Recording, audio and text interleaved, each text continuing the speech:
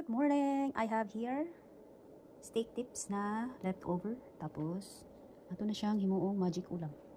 Ayan ang mga ingredients. I'll show you later pag naluto na siya.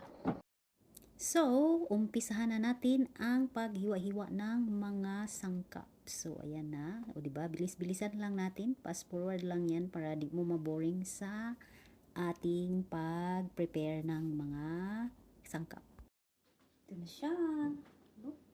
Lutuin na natin ito.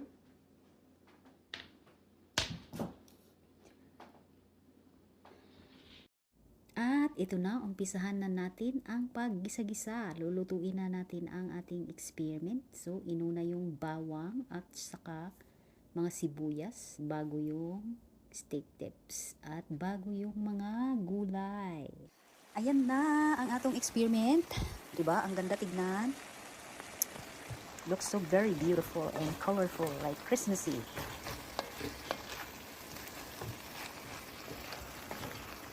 Para ni siyang pinakbit na hindi pero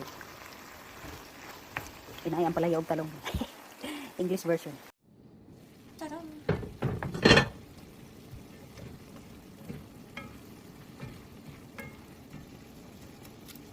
Lagyan natin ng pampalasa. Yung morbis. Ang anghang.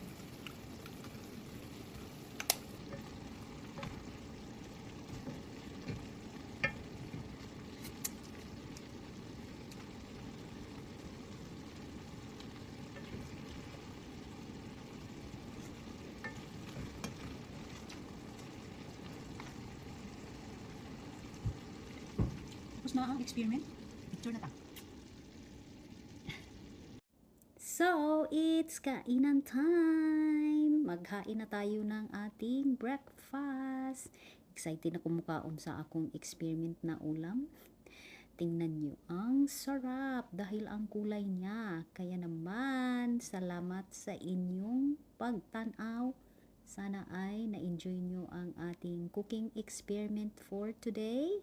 Thank you for watching and see you on my next cooking experiment. Ciao! God bless!